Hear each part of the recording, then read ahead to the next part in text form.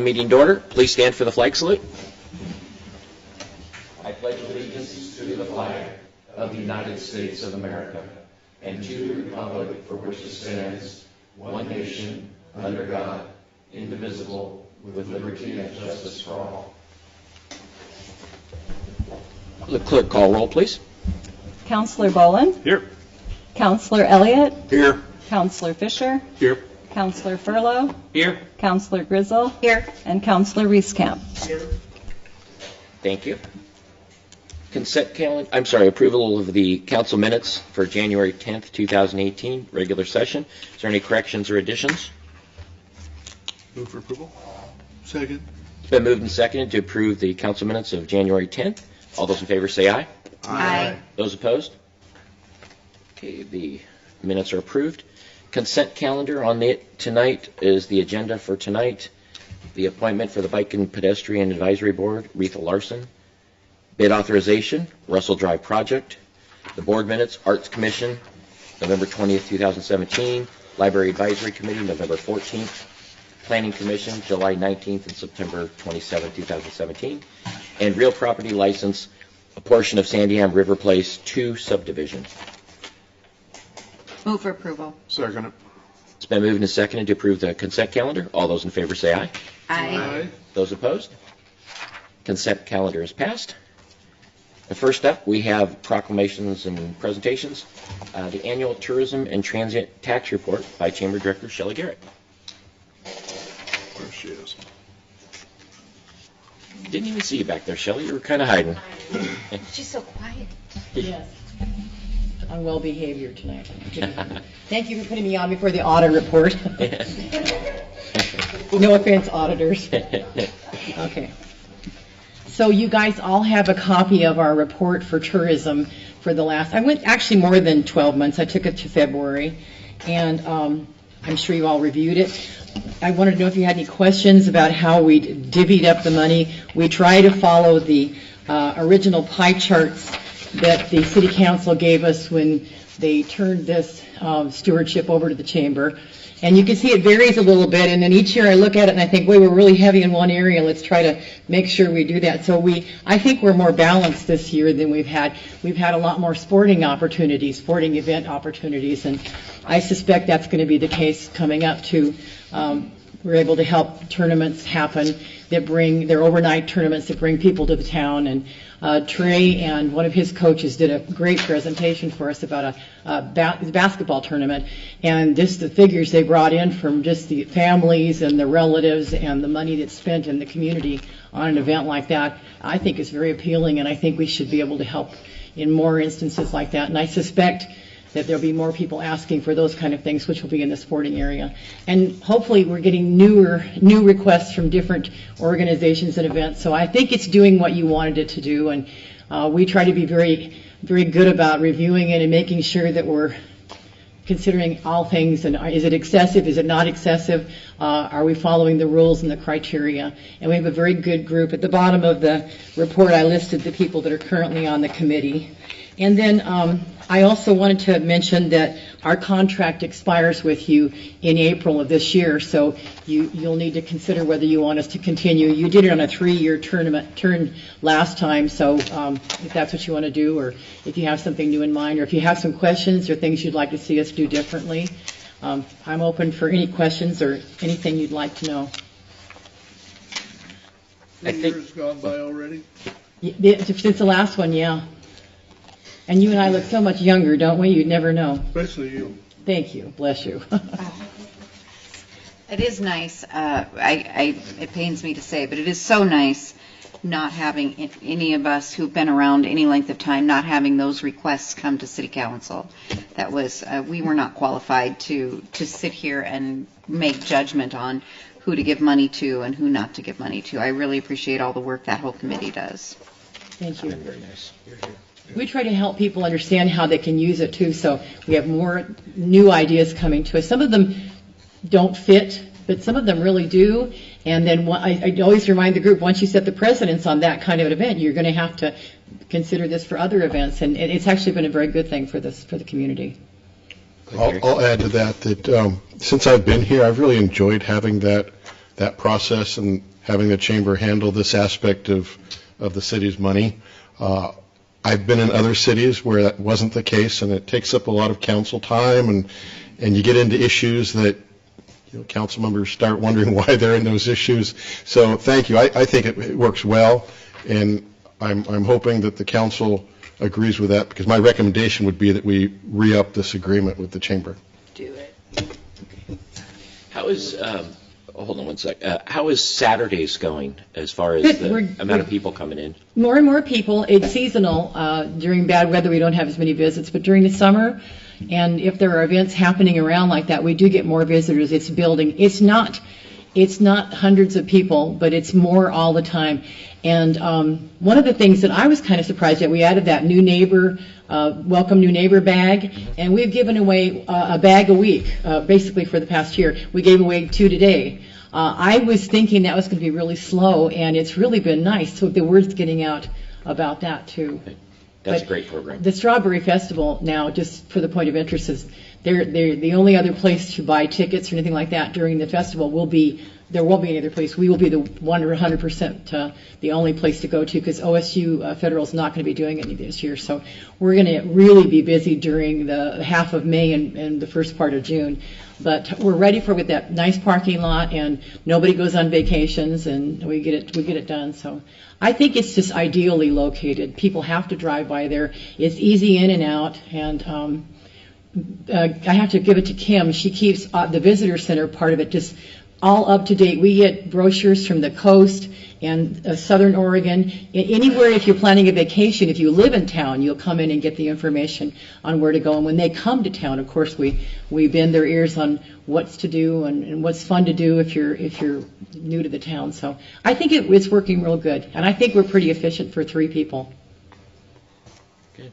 Any other questions? Robert Chastain? I just had a question about solicitation. Have you heard of an event or a activity going on or getting started that you've actually gone out and solicited them and told them about the funds? When I find out about a new event that's going on, if I think it matches up with tourism money, I'll explain what the tourism program works like and see if they would like to go for a grant. I give them some suggestions on how to present it in their application, because we have an application to file.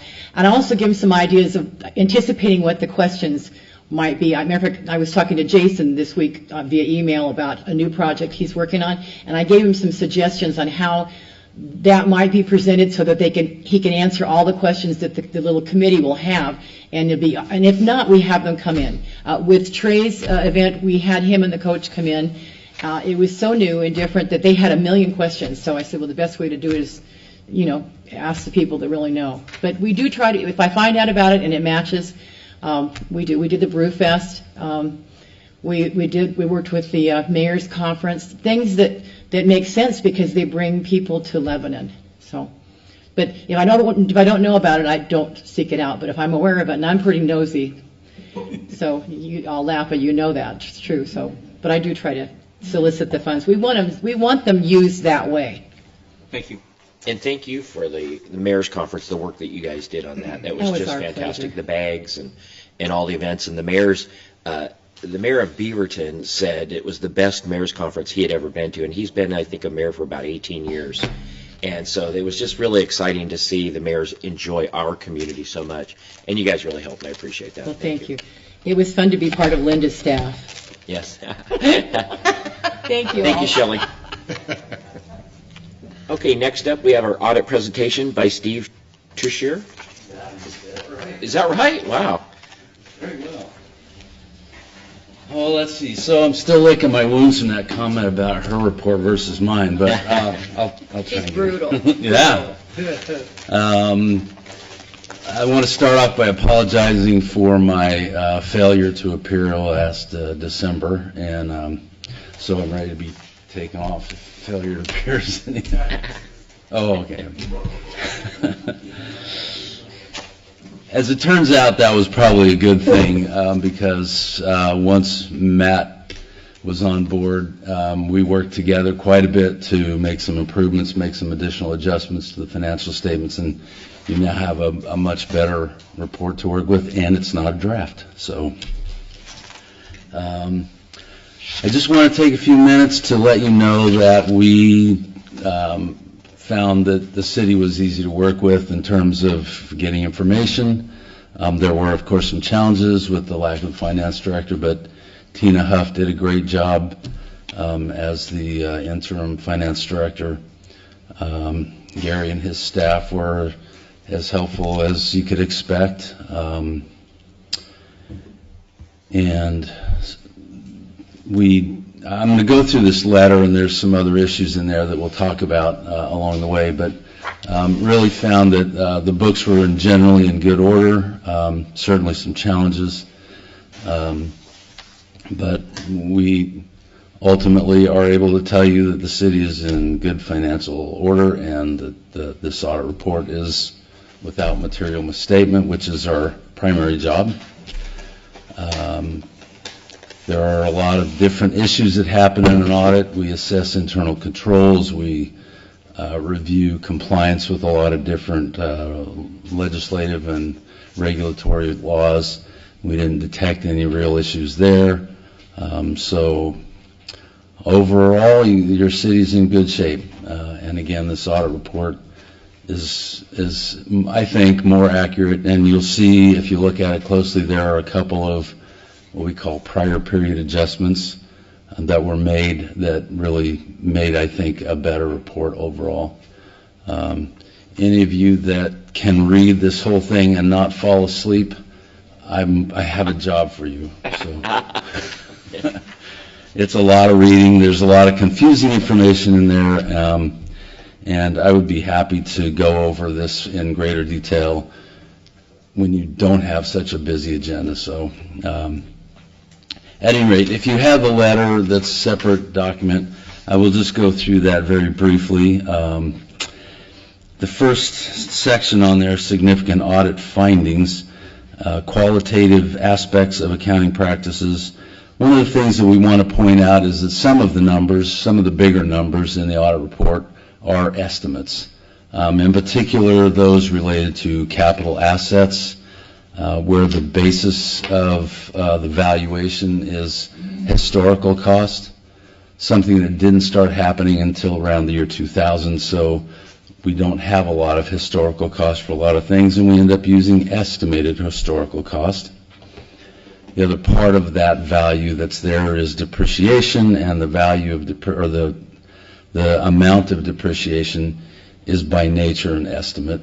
We're trying to decrease values and cost out the capital assets as they're used. So that's a big number in the financial statements, and it's a big estimate, and it's just always important to understand that when you're looking at the city's net position, which is the full accrual values that show up in the financial statements. Those values typically don't have anything to do with your budgetary numbers, but are full accrual, meaning we capture those capital assets that aren't part of the budget process. We capture all the long-term debt, which is not, except for the yearly payments, don't have anything to do with your budgetary process either.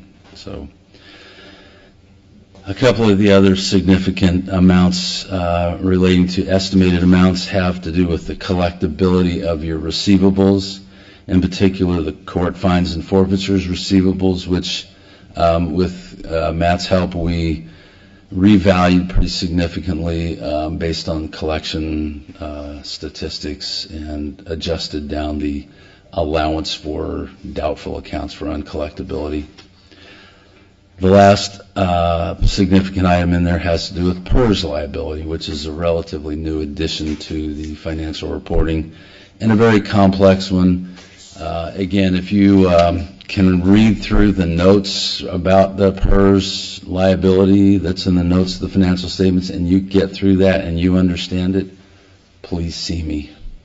It's very complex, and it's so complex that when we audit those values, we accept the values from PERS and just place them in the audit report. Those amounts have been audited by another auditor, so we don't presume to do any more with that than just look at them from an analytical standpoint and say, yep, those look reasonable, we'll take your word for it otherwise. So let's see, back to that letter. Just want to run through a couple other things. The second section on the page, on second page, difficulties encountered with in performing the audit. Just to emphasis, it was a little bit challenging to get through the audit without a finance director that was fully involved, but we managed to get through it. Like I said, Tina did a great job. We had as much help as we could get from the rest of the staff, and once Matt got on board, it really helped us polish it up. So, a number of prior period adjustments that are disclosed on page 57 of the audit report were also part of the difficulty, if you will, of getting through the audit. But I think we've got a much better ending product here. Correct and uncorrected misstatements. Anytime as an auditor I find what I think is a misstatement, something that should be adjusted, I go ahead and propose that adjustment, and in this case, all the adjustments that we proposed were made. So there were no uncorrected adjustments that we left that way. There are undoubtedly some amounts that may not be a perfect reflection of what should be. Again, estimates being what they are. There are some estimates that we may want to revise going forward, but otherwise the dollar amounts are, according to our audit and my report, are without material misstatement, and we did not leave any amounts unadjusted. We ran into no disagreements with management about accounting policies or procedures. Those are always pretty much a nod that we all find that some of the policies, some of the requirements to be in accordance with generally accepted accounting principles, a little challenging to get through, especially these days where they just keep adding and adding and adding to our compliance requirements. Again, kind of going back to some of the estimates, but also some of the disclosure requirements. It gets rather difficult sometimes to decide what is the best way to proceed and the best way to report some of the information. But we did not run into any issues with management about how to go forward with that. In fact, there were a couple of issues. One in particular, the way that the SDC money was reported prior was as a governmental fund, when most all of those dollars have to do with your business type funds, your water and sewer utilities. And so we agreed that it would be better to report those as business type activities. And so that was one of the more significant ones that was, and is in a lot of cities. How do you best report that? What's most meaningful for the users of the financial statements? And in our estimation, it's more meaningful to have those dollars associated directly with the funds that they're related to. So that was something that was changed, and we agreed to that. So important to note that. Third page, management representations. Every year, every audit, the auditor expects management to sign a document that says that they told us the truth, the whole truth, nothing but the truth. We offered that to them to sign, and they did. So that's always good to get that process out of the way. Next one about other independent accountants. The only issue there I already mentioned about the PERS auditors and our reliance on those values. Otherwise, we didn't consult with any other auditors. There were really no other matters that I would like to talk about at all. So if you have any questions, I'd be happy to answer them. Otherwise, I will let you move on. How'd they do on time? Probably double. It's all right. And I have a brief question. I don't have it in front of me, but in your report, at one point it said something about our policies needed to be updated, because I know we had passed some financial policies, to make sure that accounting coming in and going out was appropriate, because we had some issues before. So there was something in your report that said that that wasn't correct and we had to update that? Is that? Well, there are a lot of different issues related to policies. I don't specifically recall what I was referring to there, I'll be honest with you. But one of the policies, if you will, that's challenging for the city is that there are 90-some funds that show up in the financial statements, and most of them show up in your budget. And yet those get mashed into about 10 funds for the financial statements.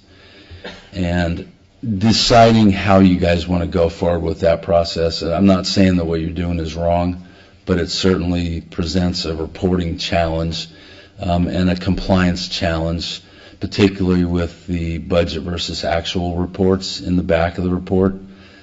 Past practice has been to just keep those 10 funds as what's reported.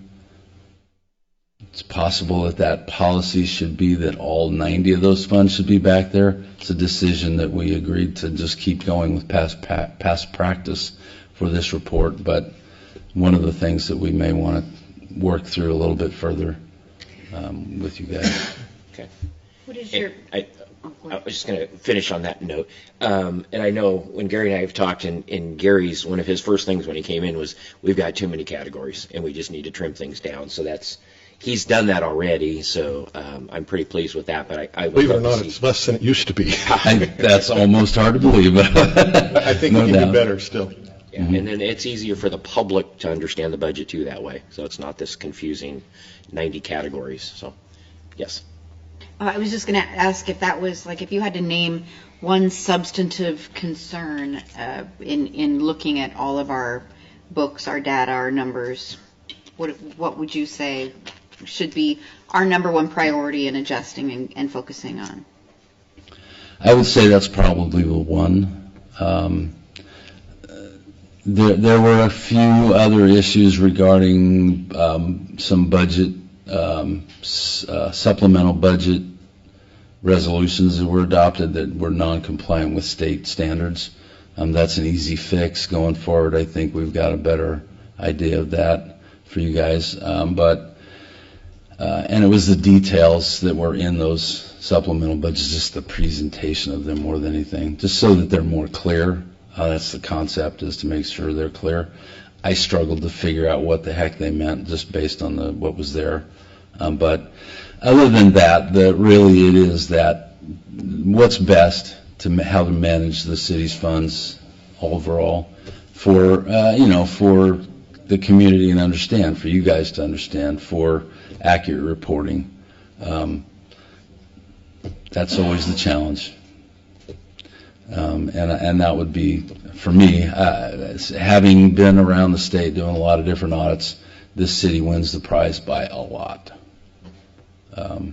I was on the city of Roseburg City Council. We had maybe 12 funds, same size town, and a lot fewer funds. So, there are a lot of different ways to present information and present it clearly. The department's concept is a really good one within funds, as opposed to a fund for every thing that happens. All of the different capital projects funds and special revenue funds that exist could be merged and still be reported in enough detail to get people what they want to see. Again, there's nothing wrong with how the city is doing it at all. It's just a matter of Complication. It is. Yeah. And again, reporting compliance, there's no guidance on what generally accepted accounting principles dictate for those budget versus actual reports and back.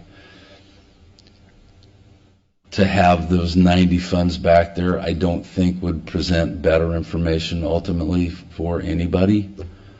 So that was kind of the reason for continuing forward with the way it's done. You want to have a report. It's already a complicated enough report. You don't want to make it more complicated.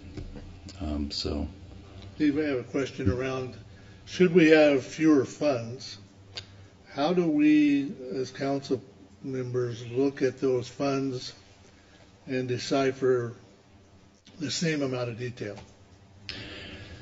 So that's where the departmentalizing things or having different projects that are within the fund. You know, the English language is a son of a gun, you know? And so when we read the word fund, how many different definitions are there of fund, right? I mean, people think fund means money, or let's think about the other word, account. How many different meanings does the word account have? And those two get tossed around a lot in very confusing issues as far as them leaving it at just that word fund or account. So when we say fund in governmental accounting, it means a group of accounts specific to a particular activity.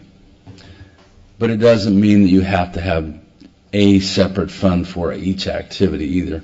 One of the very, very basic concepts of governmental accounting is to have the minimum number of required funds, whatever that means, right? So, and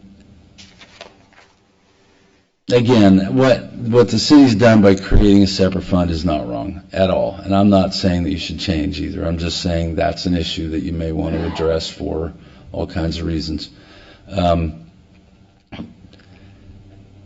For you to be able to keep track of those different activities, if they were to be merged into a single fund, would be, again, just to have a separate set of accounts within that fund for each of the projects that used to be a separate fund. And then you can ask for reports with that breakdown of those details by project, by activity, by program. You know, that's why I don't absolutely say it should change, because you do want to have that detail of accounting that lets you know what's going on with each particular activity. Where it gets more complicated with the number of funds you have is just in the reporting and how that gets handled. I can tell you that the effort that it took for us to put 90 funds into 12 funds and then convert those funds into budgetary funds into even fewer funds for the fund financial statements, and then group them once again for either government-wide governmental type funds or business type funds, is, you can't believe the spreadsheet. There's like 4,000 lines and 85 columns going across. Wow. It's fun. But that's the nature of the beast these days with all of our computers and being able to add complexity to all of our accounting and everything. That's where you end up. So, you know. Basically, you just have multiple accounts under fewer funds. Correct. Thank you. Yep. Okay. Any other questions? Okay, Sina, thank you very much, Steve. Appreciate Thank you your guys work, very much. And I know that was not easy. I appreciate the offer, opportunity to do this, and I salute you guys that, I don't know, do they pay you anything for being here? If they don't, you should get you guys that are volunteers, not you guys. Yeah. The volunteers, you should get 100% raise. Thank you. Yeah. Thank you, guys. Thanks, Steve. And I'm going to sneak on out of here because now I get to go to Harrisburg and do the same thing. All right. Next up, we'll have public comments. The council welcomes all respectful comments regarding the city's business. Citizens may address the council by approaching the microphone, signing in, stating their name and address for the record. Each citizen is provided up to 5 minutes to provide comments to the council. The council may take an additional 2 minutes to respond. The city clerk will accept and distribute written comments at a speaker's request. Hello, Warren. I bring you great tidings of glad joy or something like that. I came tonight to give you a report and an update. I am passing around a brochure, I think there's enough for everybody, of a project that we've been going on since, I think, last October, to build a dog park in Lebanon. And our dog park is going to be a little bit different than most, and it's certainly different than the semblance of a dog park that we have out on Tennessee Road, in that our dog park is going to be a doggy playground, would be the way I would describe it. And if you look at some of the pictures in the brochure, you can see the main difference is that it's a fenced, enclosed area with an area for small dogs and an area for large dogs. And it's going to have a number of objects and items in there that dogs would use to play on and around. And it's not just like a dog run. And so, seeing as how it's going to be a city park, it will be located down on the southern end of what's Bob Smith Park on South Main. And we've had a committee of volunteers. There's 5 or 6 of us now, including myself. And I think we have a couple of other members here tonight. If you guys will wave when Mike Farnsworth and Connie Schmidt-Walling. And they have been on the committee. We have 3 other people, Nancy Clarson from Gueva Graphics and Llama Products.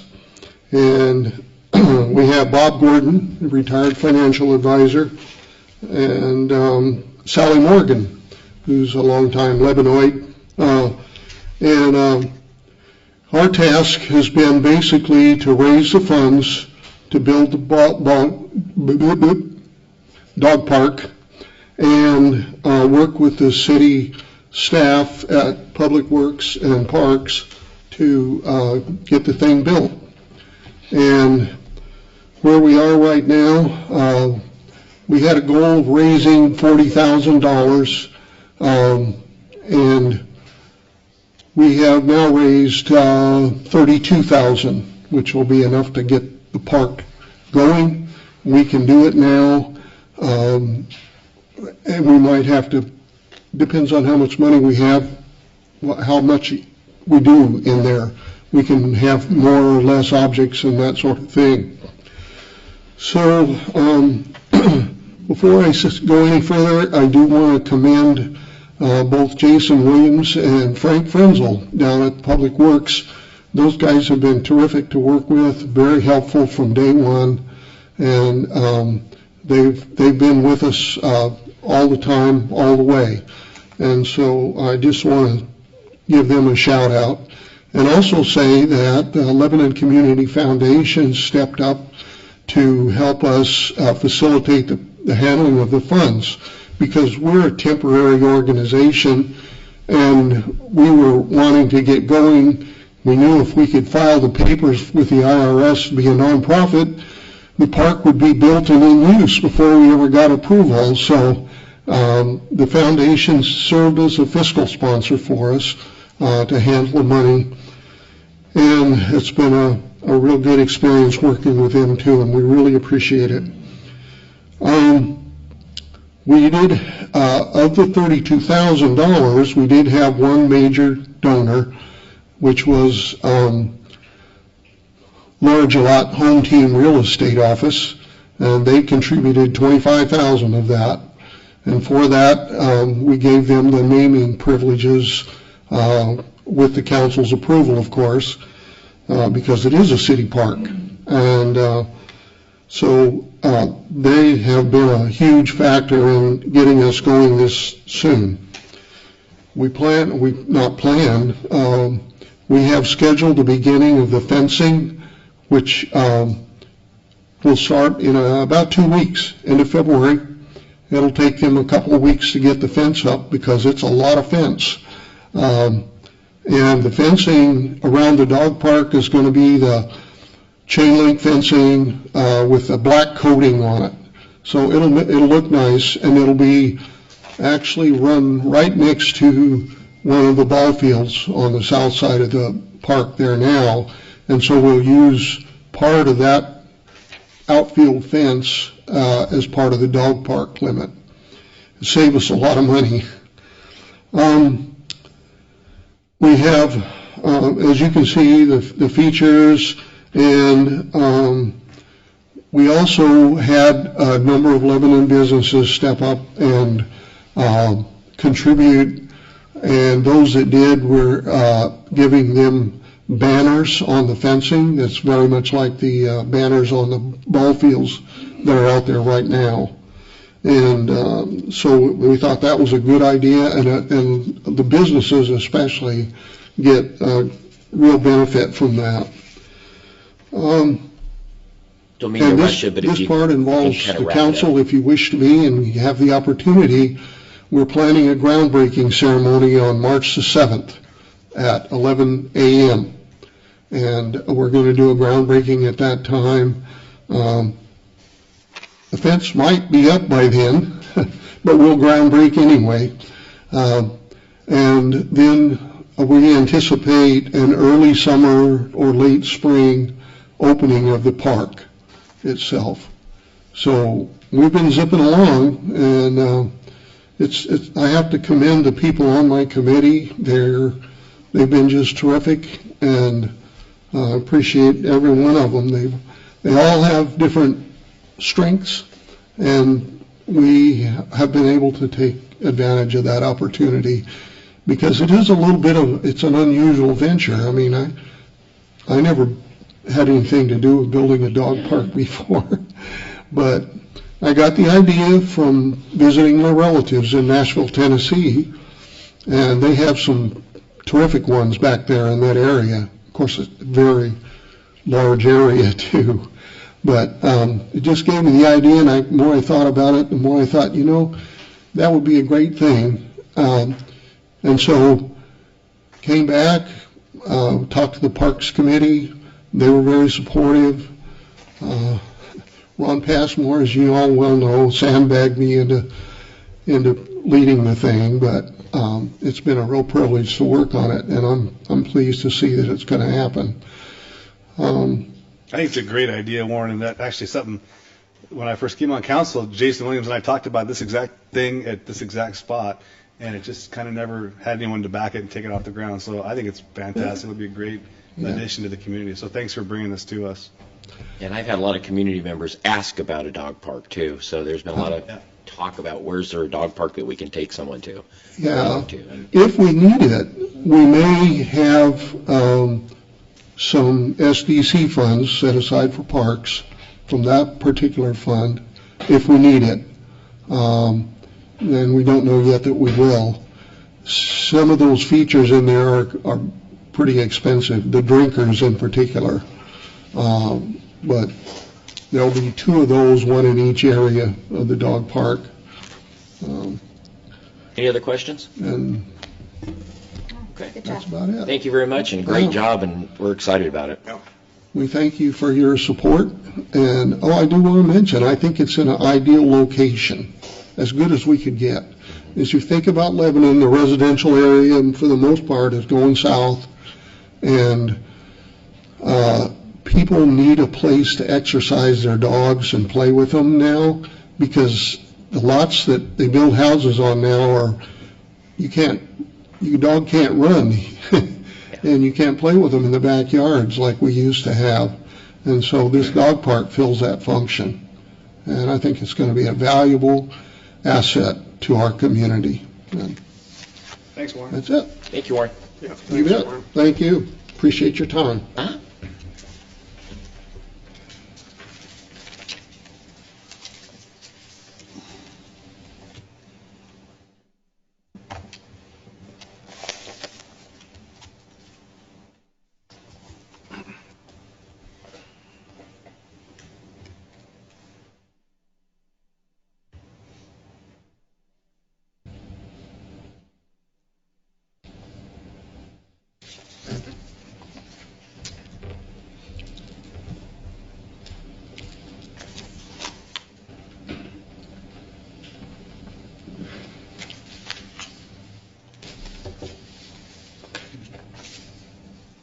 Good evening, Council. I am Wyatt King. There we go. There we go. Yep. Good evening, Council. I am Wyatt King, and I am honored to be escorting Dorothy Page with me tonight. And we are here to talk to you about the Lebanon LHS Bud and Dorothy Page Hall of Fame. And we'd like to invite you formally to our induction ceremony on April 15th. So our Lebanon Hall of Fame was started in 2012 with two goals in mind: to cultivate a greater sense of community pride and to inspire our students towards greater achievements by honoring the accomplishments of people who have come through Lebanon. Now, Lebanon's community and values make it one of the best places to live and grow up. Yet, growing up in Lebanon, you hear a lot of lack of pride. It's little old Lebanon. People don't expect much to come from it and can't wait to get out of it. These kids can't see what a great place Lebanon is and the opportunities that Lebanon brings them. They don't see what makes Lebanon loved by so many. Fighting that lack of pride is why the Bud and Dorothy Page LHS Hall of Fame was started by the Lebanon Community School District and the Lebanon Schools Foundation. We wanted to promote the achievements of Lebanon graduates, to show why we should all be proud to be a part of the Lebanon community. So we are fostering greater Lebanon pride by spotlighting the accomplishments of our alumni and giving our inductees a chance to share how Lebanon helped them.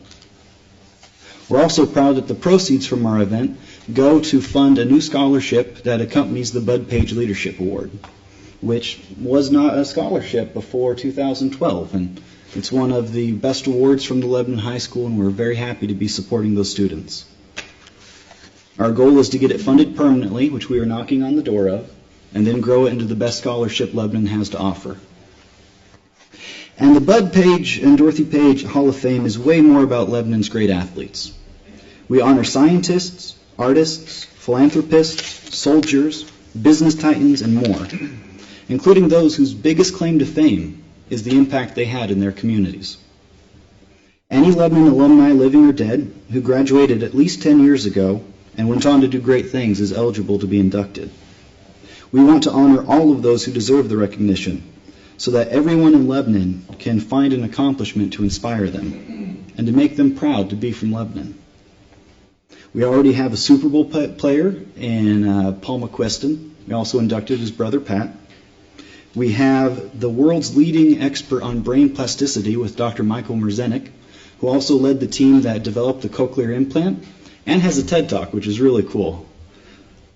We have a doctor who graduated from both Harvard and Stanford, and Dr. Carl Morris. One that I'm particularly proud of, which is Dee O'Hara, NASA's first space nurse. And many others, community leaders, many decorated military leaders, and other amazing graduates who came from Lebanon. This year, we have an amazing slate of inductees.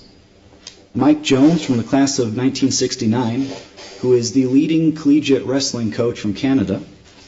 He has coached 18 Olympians and has 13 world and Olympic medalists to his name. We have one that maybe not a lot of people have heard of, but I'm really proud that we're inducting him, and Jeffrey Gould, who passed away in 2010 and was a quiet community worker whose dedication to his communities led to 2 different communities honoring him by having permanent memorials in his name.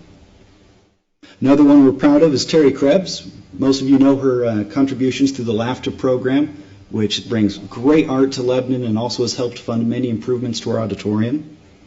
We have another decorated military leader in Captain Alan R. Walters. And then Nathan Glancy, who has been recognized by both the United Nations and the Office of U.S. Foreign Disaster Assistance as a leader in humanitarian disaster relief for his work with the Ebola crisis in Africa. We would love to have our city leadership well represented at the induction ceremony. It would not only help our goals of honoring our inductees and spreading Lebanon pride, but it will help further establish our event, helping make it known as Lebanon's proudest night. And Dorothy would also like to say something. I'm Dorothy Page, the other half of the Bud Dorothy Page honor roll, and I've lived in Lebanon for 95 years. So I have seen Lebanon grow and have a bad time, grow again, and I'm seeing it now just really growing, and it's a wonderful place to raise your family. My husband was located in Lebanon High School for 40 years, He started out as a teacher and coach and ended up being their principal for 23 years. Now that touches a lot of young people. And he was very, very proud of his school and of his students. And we are so proud when we have found these people out in the world and in our town that have done so very, very much that we didn't know about before. So please do, if you have any suggestions, get a paper and submit a name to us. And please, if you can, come to our dinner, because the people will be there. Their pictures and their biographies will soon be in the paper. And you can see what wonderful people have graduated from Lebanon High School. Thank you, and I hope to see you there. Thank you, and thank you for coming tonight. We'll see you there. Thank you, City Council. Thank you.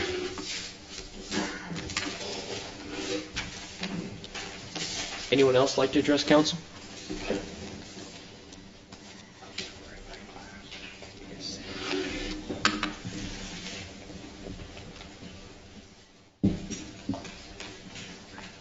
Last call. Anyone else?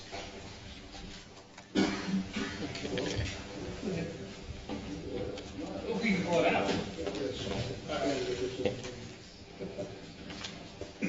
You get one listen. Okay. My name is Tom Pouillet, and I'm here tonight. I have a picture here of like a carousel, but it's cars. There's like 8 cars. It's up for sale. I'm going to pass this around and let you keep this copy. Information's on the back, and see if it might be something we can utilize as a fundraiser or in a park, or I don't know that what's going on with the skating rink, but it could go maybe like inside something like that. So I will leave you with this information. Right there. And everybody have a good Valentine's Day. Thank you. You too. This is so romantic. Yes, I could think of nothing better to do on a Valentine's Day night. Loving it. Spending it with you guys. Big difference. Is there anyone else that would like to address council? One last call. If not, we'll move on. Okay, seeing none, we'll move on to the regular session. Number 1, accepting the city's audit 2017 report. Matt Apkin, Finance Director.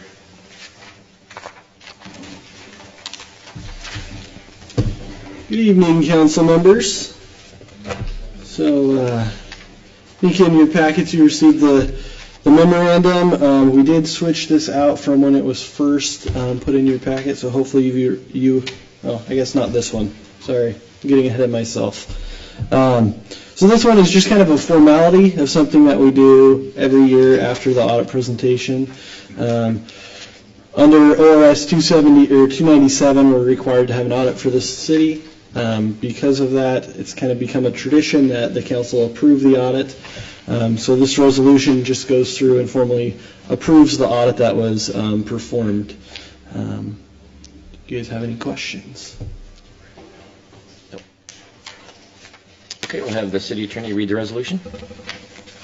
Resolution number 2018-2, a resolution accepting the City of Lebanon audit report for year ending June 30th, 2017. Move for approval. Second. It's been moved and seconded to approve resolution 2018-2. All those in favor say aye. Aye. Those opposed? The resolution passes. Thank you. Okay, number 2, appointing the Finance Director as a Federal Certifying Officer for the Lynn County Housing Rehabilitation Grant Program. Matt. So I'm sure it hasn't been that long since this was discussed. So part of what we do in the city is we apply for a CDBG block grant to receive funds that helps to fund the Lynn County Housing Rehabilitation Partnership through Lynn County. And in that, we provide someone that can sign the documents. It's usually the mayor and then they have the opportunity to delegate that. It was delegated to Dean, is my understanding, and then when Dean left, it got delegated to Gary. This is just kind of another formality to redelegate it to me. Any questions? Yep. Entertain a motion? I'm sorry, we'll have the city attorney read the resolution. Resolution number 2018-3. A resolution clarifying the authority of the finance director to execute environmental review documents related to the Community Development Block Grant for the Lynn County Housing Rehabilitation Partnership Home Repair Program. I move for approval. Second. It's been moved and seconded to approve Resolution 2018-3. All those in favor say aye. Aye. Those opposed? That resolution is passed. Number 3, supplemental budget amendment presented by Matt. Okay, so this one is the one that we actually updated. I went to a budget class and made sure that I understood how I should appropriately do this. And so it's not a supplemental budget, it's just a budget amendment. And the reason being is that it's related to specific donations for a specific purpose or a specific grant that can only be used for certain things. You don't have to do a supplemental budget when you get those, you just have to have a resolution appropriating the money for the specific purpose. So in doing that, you guys heard earlier about the dog park. Jason wanted me to kind of put the amount a little bit higher just in case they receive more money, so we don't have to come back and do another resolution. We won't be spending more than what we get in those funds. And then also, I believe last year we budgeted for a bus in the Dial-A-Bus program, and that ended up not getting finished in last fiscal year, so that kind of rolled into this fiscal year. It took longer to get the bus completed, and we should be receiving that by the end of the month. So we wanted to do that budget amendment. And the budget, that's what he was saying in the audit, this is kind of what we did wrong several times last year. So he was saying that we did the resolution wrong. He had shown me one. He couldn't really point out. He just didn't like the format that it was in. I don't know. Based on what I've read in Oregon budget law, there's not a specific way it has to be done. It just has to have certain specific language in it in certain areas. I believe, from what I've seen, this does have most of the language. It might be different than what he's used to seeing. Okay. Any other questions? Seeing none, city attorney, read the resolution, please. Resolution number 2018-4, a resolution authorizing a supplemental budget amendment to the City of Lebanon 2017-18 budget. Move for approval. Second. It's been moved and seconded to approve Resolution 2018-4. All those in favor say aye. Aye. Those opposed? Resolution passes. Number 4, formally establishing a budget committee, presented by Linda Kaiser. Sorry. Where that came from. You're in trouble. I was just looking at it and it didn't look right. Sorry. In your packet is a proposed ordinance addressing the issue we've had for years in filling our budget committee vacancies. This will allow us to seek members from the entire city rather than by ward. So essentially the ordinance follows state law.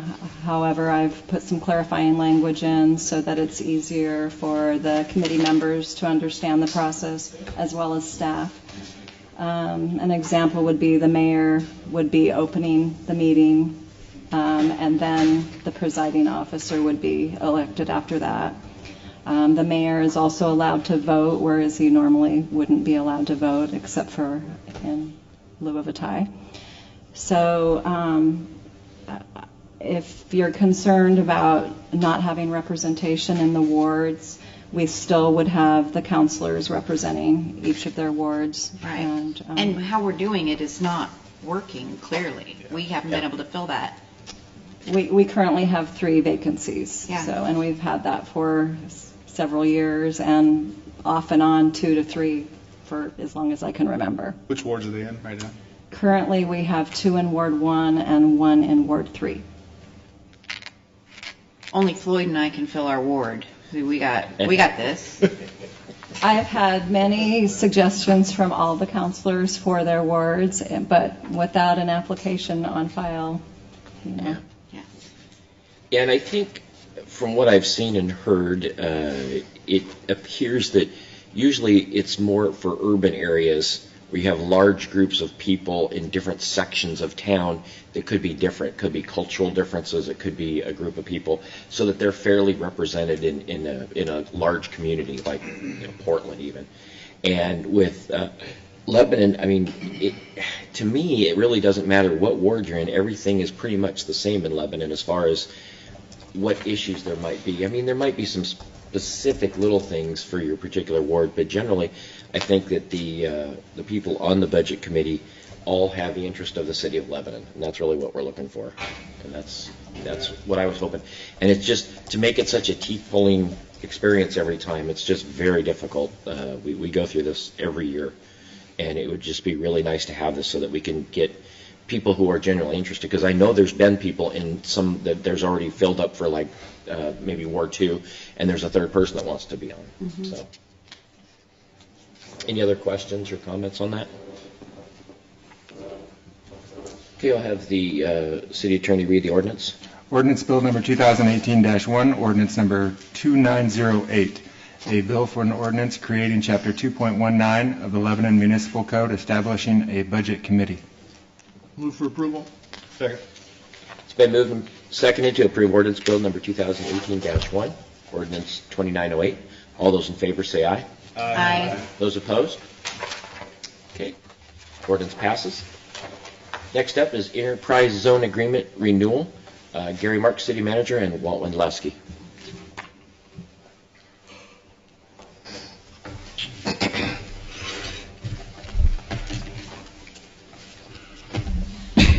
Good evening, Mayor, members of the City Council.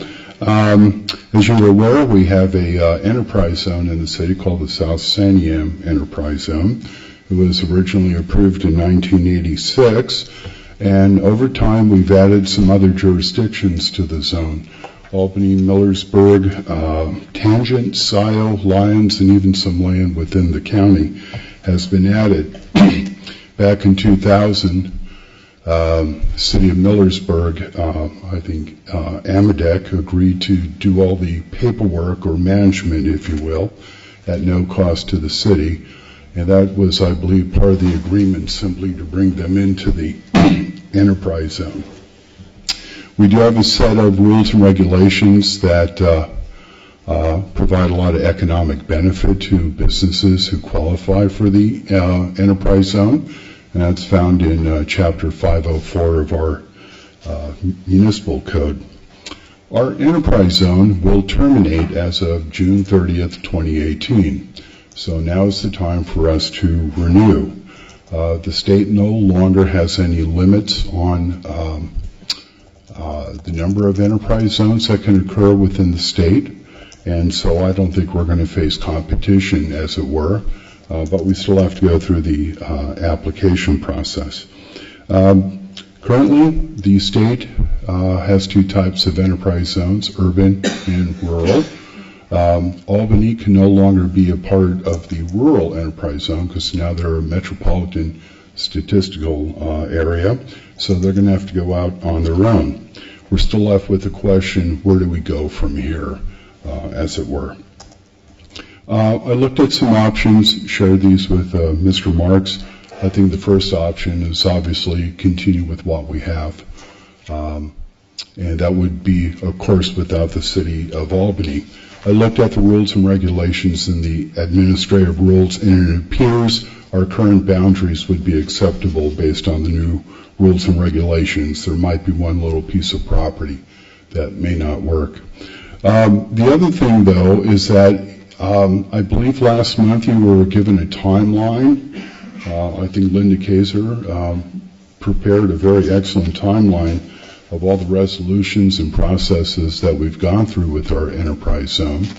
And if you will note, and I think also in your experience, there are many evenings that you simply look at some business in Albany getting an okay, but it has to go through all the various co-sponsors. And our one concern is that if we go with this sort of approach, we're still left with going and sharing the process with our co-sponsors. And so if a business wants to do something in Lebanon, it needs an okay by Millersburg or Tangent or Lynn County. That slows down the process. And for that reason, I really think that's contrary to our city philosophy. We've also looked at the option of maybe focusing more on East Lynn communities. Sweet Home has an enterprise zone.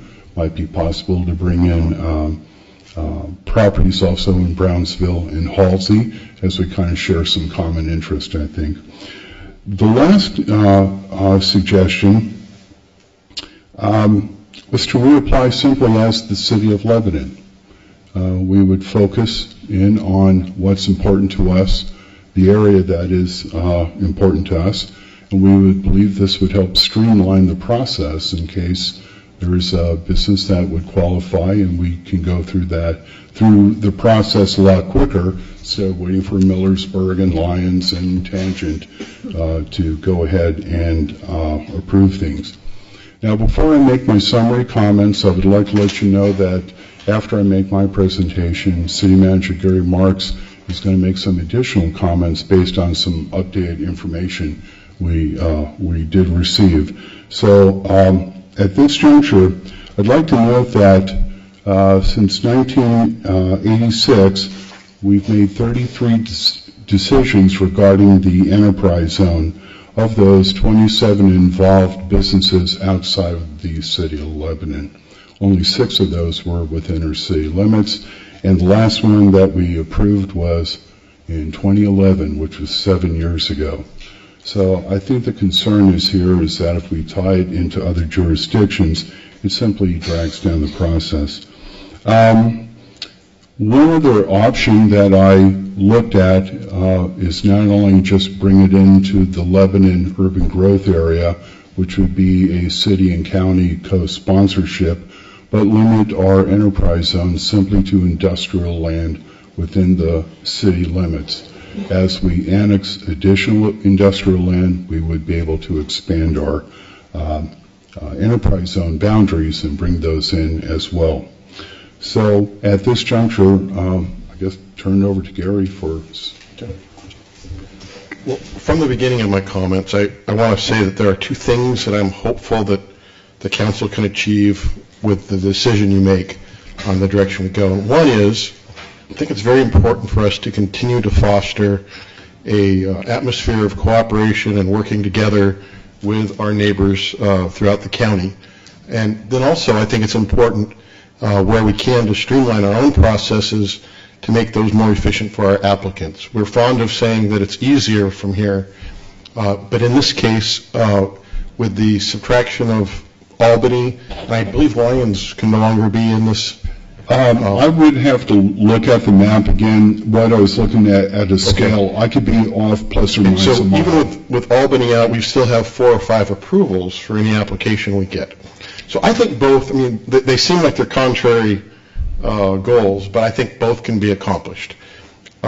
Commissioner Will Tucker and John Pascone, who's the executive director of Amadec, had concerns about our discussion at the last meeting. There's a letter in the packet about that. Walt and I ended up meeting with those 2 individuals last week, had a discussion about how we could move forward in a cooperative way, and so we're continuing to share with each other. And I expressed to both of those gentlemen that the reality of the zone is that it really never has been a vehicle where we have met together, we've talked about how we can foster economic development through the county region. It's really been about, if we get an application, we all approve them. So I think there's area for improvement of that, and the idea that Walt and I have been working on and we want to propose, and I would hope that the council would endorse this idea, and that is to approach our neighbors around the county and tell them that we're interested in developing a consortium of the different entities. And Walt came up with a name, Lynn County Enterprise Zone Managers Consortium. I would really like an opportunity to have regular meetings with our cohorts around the county to maybe we can avoid kind of the situation we got into with with the intermodal facility where it seemed like we were going at each other. I want to avoid that. I want to build and foster healthy relationships. I think that benefits all of us. So going forward, part of my proposal is that regardless of what we do, that we really step up our game as far as cooperation throughout the county, information sharing, and the different projects that we're working. I think we all would benefit from that. Having said that, I think there still is good reason for us each to have our own zones so that if the process is efficient for each of us. And that's not true just of us. I think that if Millersburg had their own zone, same with their applicants, they can have an application made and their council can approve it, and that applicant is able to get going on their project or know that they have the tax credits. So and actually, I should add one more thing. During our conversation with Commissioner Tucker and with John Pascone, they indicated to us that they felt that state law would allow the current zone to remain and have rules or conditions made on a renewal that an application only had to be approved by the policy board of the jurisdiction where it's applied at. And we weren't aware of that, and so we told them that we would certainly support that if that were indeed something we could do. We told them that we would be working with the gentleman at the state of Oregon who administers these programs, and we've been doing that since that meeting, and it's not at all clear that that is actually the case. In fact, it looks like, and we're not willing to say completely because it's very complicated with some different bureaucratic rules and so forth, but the indications we're getting is we really can't do that. But we would like to move forward with approval from you, endorsement from you, that if that's okay, if we can do it that way, let's do that. But if not, let's go ahead with a zone for Lebanon, but also pushing forward the idea that we have a group that meets regularly and talks about and shares information in a real way, which we've never done before, about economic development in Lynn County. That's the proposal that Walt and I want to put forward to you, and I'm interested in your comments and ultimately your decision on what you would like us to do. I'm super glad to hear all of what you just said. That's great, because my understanding is that we could accomplish that through an intergovernmental agreement where the jurisdiction could just vote and it would expedite it for everybody, and not leave some of the smaller communities on their own to go through the process and the paperwork and the hassle of creating their own enterprise zones. So I like the idea of, look, if we can accomplish that and just do renew, and if that is the case, when we can keep everybody on board, we do that. If not, okay, then it does make sense for us to expedite our own process, and that to me makes sense, but only if it cannot be accomplished. And if we do that, I want to advance the idea of cooperation between the jurisdictions, even if we are technically on our own. I would benefit from knowing what Amadec is up to, and I think they would benefit knowing what we're doing. I think it would help improve and strengthen our relationships so that when we end up with situations where maybe we're going to be competing, at least we're competing with stronger relationships to start with. Right. I think that would help, and it would have helped with this last intermodal episode that we've been through. So thank you for your comments. I appreciate that. Well, when we started this, the expansion of this zone, originally it was basically we had it, others didn't and couldn't get it. Right. That's obviously changed. So one of my concerns would be, what's good for the area is good for everyone else. And there was some pushback a little bit from some of the council when we first talked about this, that we were giving away a magic thing, and I thought, we're all in this together. But at least at this juncture, that's changed, and despite how we go, it sounds like everyone has access to getting this zone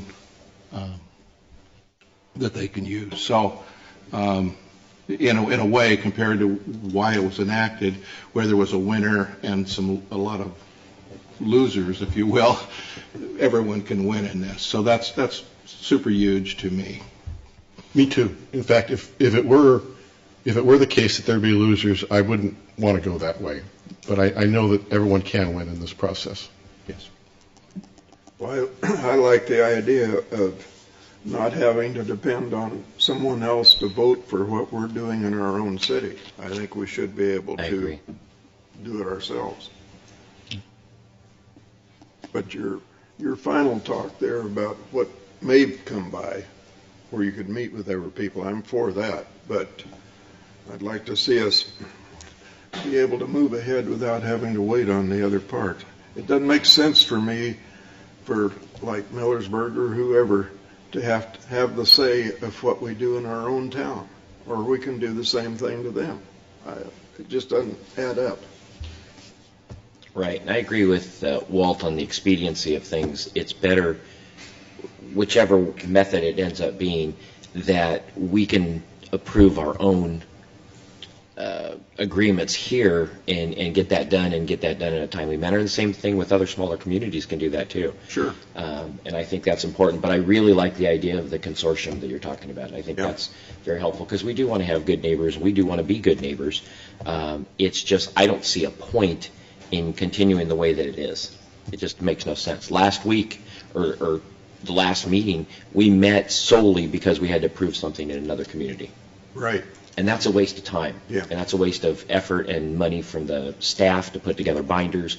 I think it's an extra waste. So if we can get it to where, like Gary said, that the communities can then vote in their own community only and approve it, then that's great.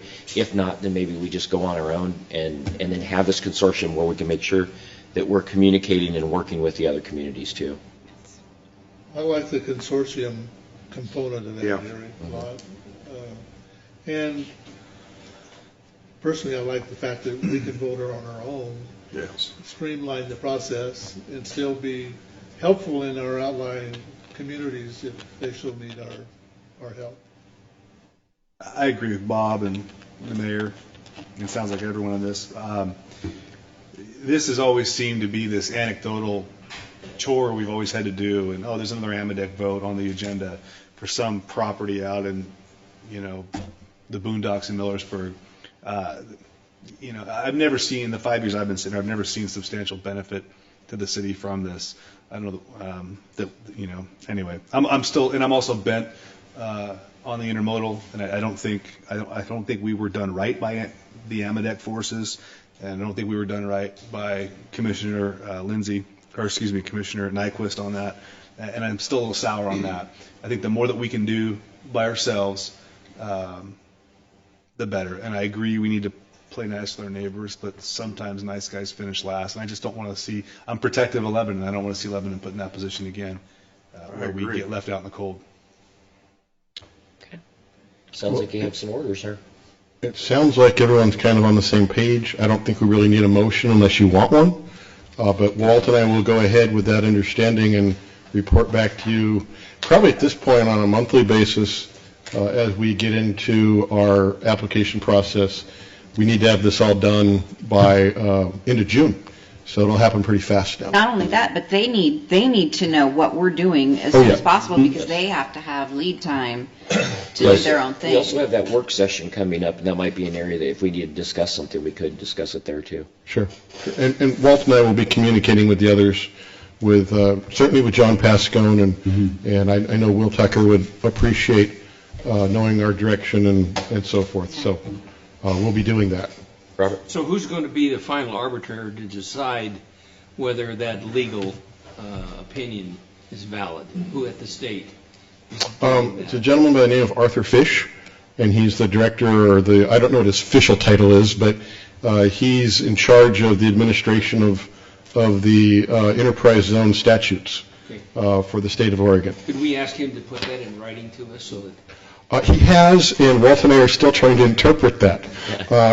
That's part of his answers are very complex and hard to understand. What we understand right now after a couple paragraphs that we couldn't understand, a final line that indicated that there's a statute that doesn't allow us all to have a single vote, that all members or all co-sponsors have to approve every application. So that's what we kind of like, well, it looks like we really can't do this, but we need to understand this other stuff. So we're going to, Walt has made 2 attempts now to clarify that issue. Right. We're hoping to have clarification. English, please. And we're going to continue, and I think in the next week or so, we'll have a good reading of it, and we're going to plow forward whichever way is indicated. Any other comments? Thank you, Walt. Okay, thank you. Thank you, Gary. Next up, update on the fiscal year 2017-18 council goals. Gary Marks. Okay, Andy is going to get my PowerPoint set up. So for your reference, myself and the city council met almost a year ago now on February 22nd to talk about city council goals. You ended up with a list of 6 goals, and I wanted to, and the understanding was that we would have, about 2 years to see what we could do with those goals. So this is kind of the halfway point. I wanted to come back to you, update you on what has been accomplished and what we're working on. Not everything I'm going to show you is about accomplishment. Some of it's about progress and where we're headed.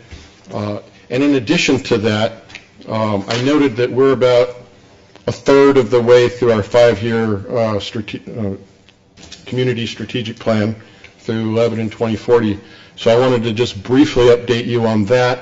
There is an appendix on the back of my staff report in your packet that details item by item those action subjects in the strategic plan. I don't plan tonight to go through every single one of those. There's 43 of them. But at the end of my PowerPoint, I'll just kind of skim over some of the basics about where we are and how many we've accomplished, how many we're working on, and that sort of thing. But as soon as we get this up, we'll get going. All right, are we ready? Yeah. Thank you, guys. So, as I said, about a year ago, the council met here in this room, and they came up with 6 goals. And they are, and not in any prioritization, it was just a list of 6 goals that we would work on as opportunities and as resources were available. First one is promote downtown revitalization. Next one, build the new Lebanon water treatment plant. Develop a plan for City Hall replacement. Promote Lebanon for the ODOT-funded truck rail intermodal facility. Redelineate wetlands and adopt a strategy for management of wetlands mitigation costs. And maintain police staffing commensurate with community growth. So at this point, I want to go through each of those and detail what we've accomplished and what we're working on. So first one, promote downtown revitalization. And I've noted here several of the things we're doing are also listed in the strategic plan. So at the end of each bullet point, I've listed that part of the strategic plan that we're addressing. So, for example, the first one, the Strawberry Plaza project was completed. We had our grand opening on June 2nd of last year. That was in the strategic plan under item 3.2. Now, there are some things that we continue to do at the plaza, like the art boards. We've got 4 of the 6 up now. We have a living green wall that will be planted this spring, and some things like that to embellish what we already have. But the project itself was completed, and by the way, it was completed by just a tremendous effort by the entire city staff, particularly the folks in the maintenance department. They saved us a bundle of money because we acted as our own contractor, and they worked their tails off, and they accomplished something very wonderful for our community. So that's a great accomplishment for us. Next item, the Downtown Building Restoration Program. As you know, that program was created. Since the creation last year, we've had 4 applicants. 3 are still what I consider active applications. None of the 3 have engaged yet. I'm expecting the first one to engage physically in the project within another couple of months. And just as a brief review of that program, it's the result of meeting with and bringing together a lot of, or most of our community banks and credit unions, that if they're approached with this program, they're aware of it, and they've agreed to try to participate where their own banking rules allow. And so I'm hopeful to really be able to show some results of this program in very near future. Next item, strengthen the Downtown Association, and that we've done that in terms of the funding that we've provided for the downtown manager. You're aware that we've done that now for 2 fiscal years. We've got a great new downtown manager, Alicia, who's in the audience. Feeling really optimistic about Alicia, and I think she's just what we need for our downtown, and I think the association board has made a good choice there. Now, this item in the strategic plan is actually one given to the Downtown Association to accomplish, but our funding was key to them being able to launch forward, so I've listed it here. So next item for downtown is to create a community economic development and downtown revitalization position. That's a mouthful. That's an item in the strategic plan.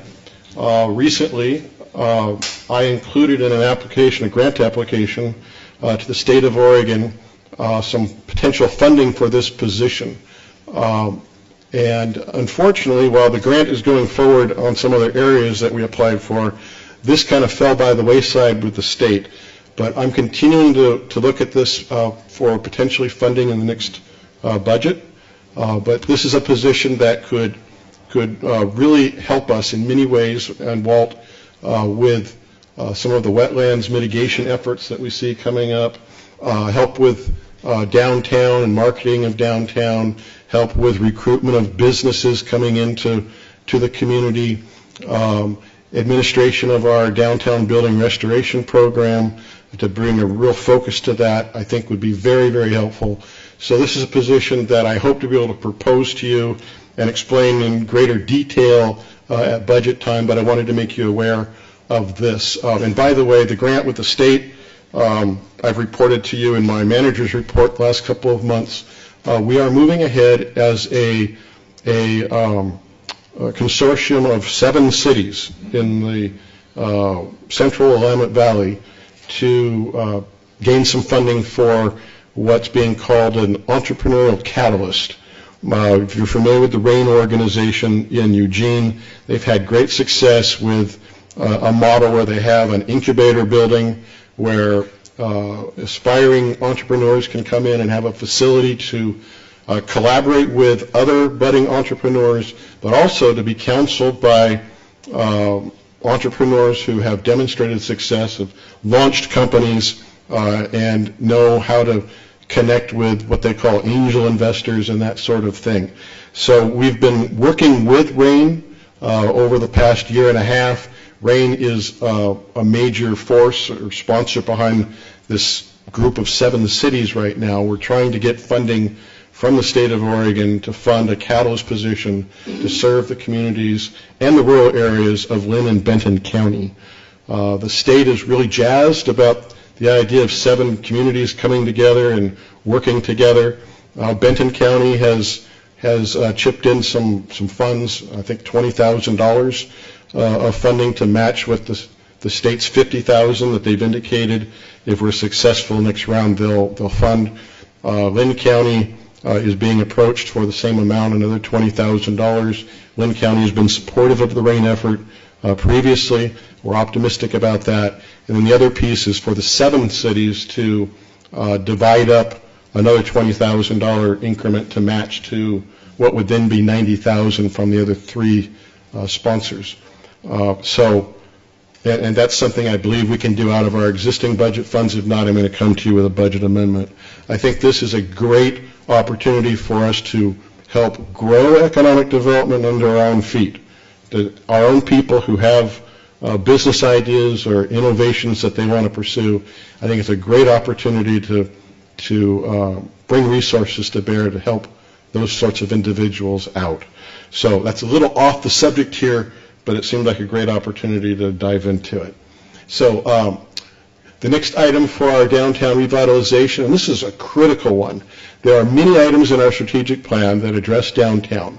Some of them are very expensive as far as looking at our infrastructure, our water, our sewer, our sidewalks, our streets, bringing them up to a condition that is serviceable for many decades to come. We know that particularly our side streets are in need of new water and sewer piping, and the streets are significantly deteriorated. When the Main Street project was done years ago, the plan called for those adjacent side streets to also be addressed with the same plan. That was never accomplished. We're hoping to be able to push that forward in the coming years through our strategic plan and through a downtown urban renewal district that would provide the funding for it.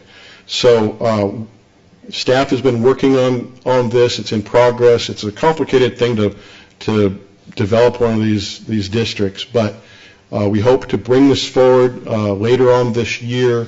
There'll be lots of public opportunities to have the community weigh in. I've talked with some of the leadership at the Downtown Association. I believe that they're going to be great supporters of this, but you'll be hearing more about this in the coming months. Next item is to build our new water treatment plant, and I think we're all aware that that is going on right now. In fact, the first phase of that we accomplished in January of last year, and that was all of the underground utilities that we need to rely on for the new facilities, and those new facilities are underway now. They've been underway for several months now. There's both the water treatment plant and the river intake facility. That project began in May of last year. We foresee the completion of the new system by early next year, 2019. In fact, I went out today. This is what the new plant looks like right now. The building has come up out of the ground. It's starting to look like a real facility. I took a tour of both this and the intake project about 2 or 3 weeks ago. When you actually get on the site, it's much more impressive. Up to that point, when I was on the property, there really hadn't been much of the building coming up out of the ground, but there's been a lot of work going on creating basins that are subterranean, that are down below, you don't see from the road. There's an extensive network of piping and basins and all of that are behind to the south of that building. It was fun today to see that some of the skin is actually starting to go onto the building on the south side. So I'm very optimistic about this project. Ron and his crew have been doing a great job of pushing us forward pretty much on time and on budget. So far, it's looking really good. And this is a project, of course, which has been a major issue for this town for many, many years. And I think by this time next year, we'll be wrapping it up. And that'll be a real exciting thing for us. So the next item is the development of a City Hall replacement plan. As we all know, we've got issues with our existing City Hall. Over the last 3 decades, there's been 3 studies done on City Hall. Each one has told us in various ways that we have serious problems with the building, from wind shear to earthquake to potential asbestos. We've had mold issues. All of those sorts of things. The circulation in the building, which is actually 3 buildings that have been hobbled together, has been a long-standing issue. There's lots of dead space in the building. So there is a better way, and the council recognized that last year when they put this item on the list of goals.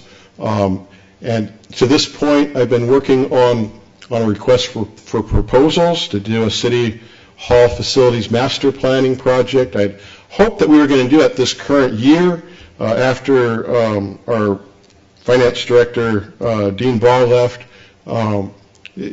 I discovered that the funding that I understood that had been put in the budget wasn't there.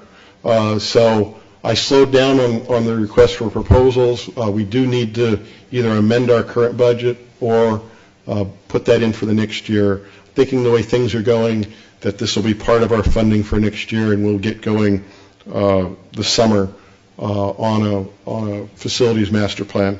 I also want to fold into this while we're doing facilities master planning for City Hall for the potential reuse of the 2nd Street water treatment plant. Once the new plant is up and running and we decommission 2nd Street, I don't think it's in any of our interest to let that facility just sit there vacant. There should be some use for that property, be it public or private, but I think that it would behoove us to do some planning in advance, to put a plan in place that says, yeah, we know what we're going to do with that property once it's no longer being used as our water treatment plant. So you can expect that that to be coming to you in the foreseeable future. Next item is, of course, the Lebanon Intermodal Facility. By now you know, several of us worked really hard on this. It was your goal. I was serious about taking that forward for you. As you know, I've informed you late last week that ODOT finally declined our application. It appears that there's some statutory concerns about funding going to the railroad. I don't think that's anything that's in our wheelhouse to do much about. I don't believe that the railroad would actually receive any Connect Oregon funds if the project were to come here, but I think the association was just too close for the ODOT folks, and so they've taken a pass on us. And that's fine. You know, in one regard, I'm relieved as far as some of the tensions that were inter-county. My objective now is to try to mend fences as best I can and foster good relationships with some people who are important to us in our county, with our county commission, certainly AMADEC, and I think it behooves us, quite frankly, to endorse, I don't know if you have the direction to do that at this point, but to endorse the Millersburg site, because at this point, all indications are it's either going to be in Millersburg or it's going to be in Brooks, north of Salem. I would love to be able to market our industrial properties as having access within 12 miles of a major intermodal facility. So I'll probably be bringing that issue back to you at some point. So at any rate, that was part of the council's goals list, and it was also in our strategic plan. We fought the good fight, and it's time to move on. So next item is develop a wetlands mitigation strategy. This comes in two parts. The first part is the redelineation of our existing wetlands parcels. There are 3 parcels that come into play. These are the 3 major parcels of industrially zoned land on the west side of town that were part of the Cascade West Council of Government delineation project, I think it was about 8 or 9 years ago now. What we found out was that the way the COG approached that was they had several communities, and they hired a single consultant to go out and do the delineation, and in an effort to streamline that process, they used a very broad definition of defining wetlands, which meant that we ended up defining areas as wetlands that really scientifically, if you took a closer look, really weren't wetlands. So we discovered through a private property owner who redelineated his property here in town and saw about, I think it was a 40% reduction, Walt can correct me if I'm wrong, in the delineated wetlands. We thought to ourselves, well, the first thing we need to do when we're talking about $70,000 per mitigation credit per acre to mitigate, that we need to get a good reading and a good scientific definition of where our wetlands really are. And so we've had a consultant working on that for some time now. The weather, as you recall, last year was quite wet, and it created some difficulties in the analysis process, so it got slowed down. But we have 2 of the 3 subject parcels completed, and the consultant is now almost complete with the 3rd one. Once that's done, then we have to submit that data to Department of State Lands, DSL, and we anticipate probably about a 6-month review from them. At that point, if they approve it, then we'll have, we expect, a significant reduction in the delineated acreage for wetlands on these 3 major parcels. So that was the first part. The second part of our strategy is to come up with a strategy. How do we deal with this $70,000 per acre credit issue? Because we know from past experience, we've had a couple of businesses who have wanted to come here, and this has driven them away, the cost of both buying the land and mitigating wetlands. So with the new data in hand, it will allow us to move ahead, likely with an organization like Eco Northwest, a major economic analysis firm here in Oregon, to analyze various options and strategies that the city of Lebanon could take to mitigate our cost. And I don't know if I really want to get too much into that, but there are some ideas like, does it make sense for us to build our own wetlands? Maybe somewhere outside of the UGB where we could have our own credits. Does it make sense to try to build a partnership with, say, City of Eugene that has their own wetlands? There's been some discussion in the past about maybe there is a potential for a partnership there and even some interest from them. But there gets to be some pretty technical issues about how that works and so forth. So we're hoping the second step will clarify that for us. You, the City Council, will finally be able to hopefully weigh in and make some decisions about how are we going to make this work when a developer comes to town and is confronted with these costs. What can we do about that? So that's the next step.